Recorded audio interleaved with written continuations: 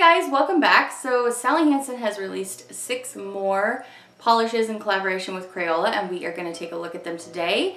As usual on my channel, we're going to do live application of everything so that you can see how these apply. And it'll give you a better, more rounded idea of, whether a polish really piques your interest or not. More than a picture will do. So hopefully that will help you out today when you are out looking for these polishes. So I happened to spot them at a Rite Aid that I was just super randomly at one day because my daughter needed to use the bathroom while we were driving through a town, and so I spotted them there. Previously I've had to look for the Crayola collections at like a Bed Bath & Beyond, but they are at some Rite Aids. I know not everyone has Rite Aids, so that's maybe not super helpful for you if there's not one near your area.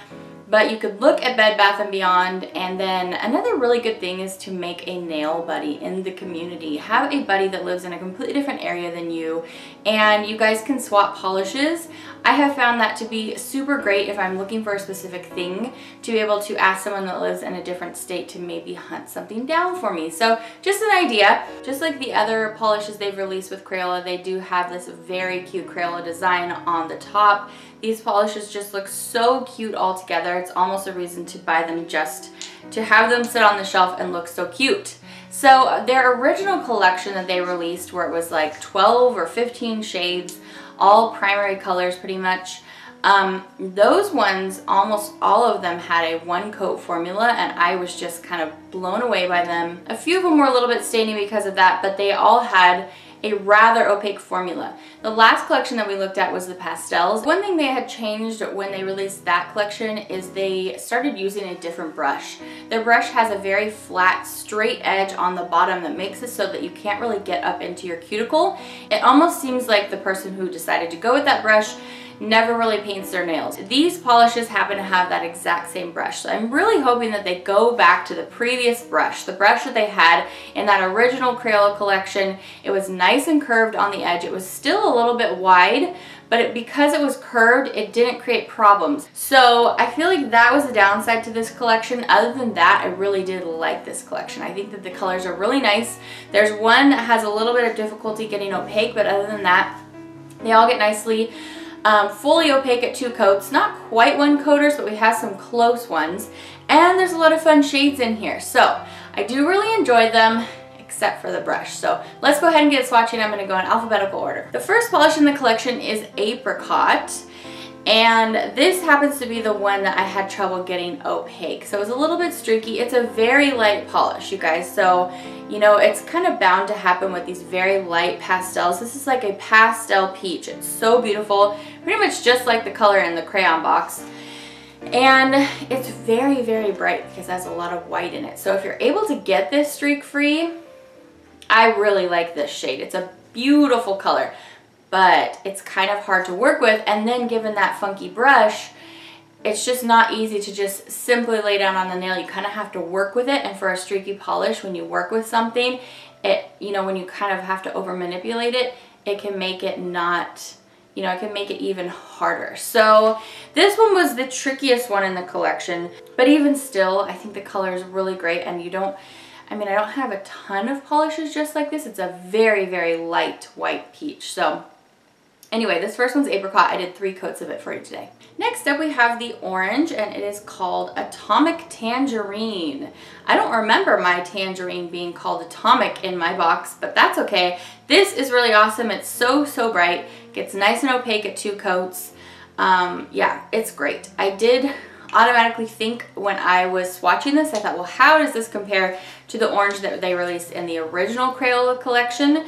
And the original orange is very similar, but it's lighter and slightly more yellow based, but they are very similar, you guys. So now that I'm done swatching this polish, I'm actually going to show it to you right next to the original orange. And they are different, don't get me wrong. They're not dupes for each other, but they are kind of similar.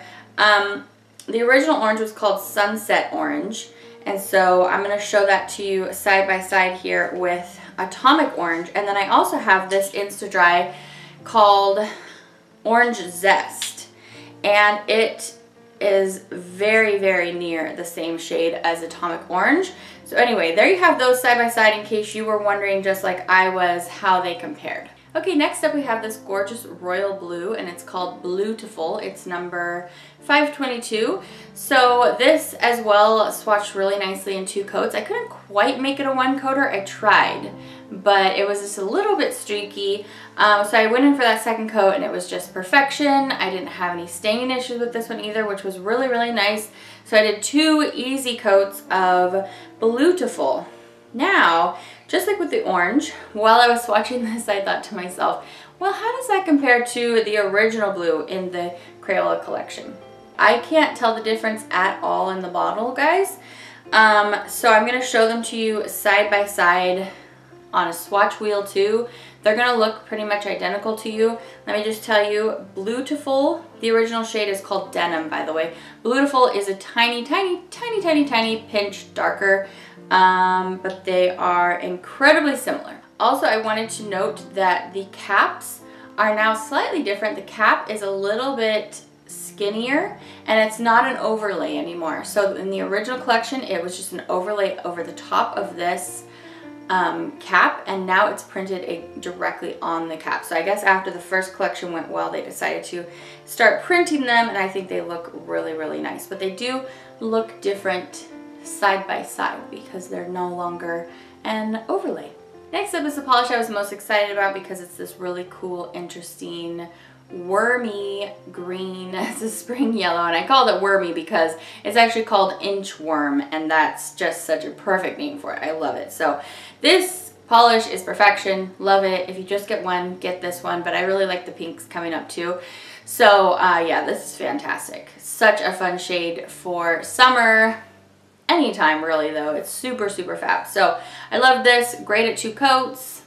I don't have anything from Insta-Dri that's just like this, so that made me happy as well. So yeah, this was definitely a top pick.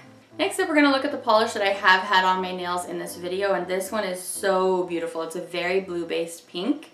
It is called Razzle Dazzle Rose, and it's just super great. This is the one that was very close to being a 1 coater. You could probably get away with this at 1 coat, and you might have a little teeny tiny streakiness, but maybe nobody but you will notice.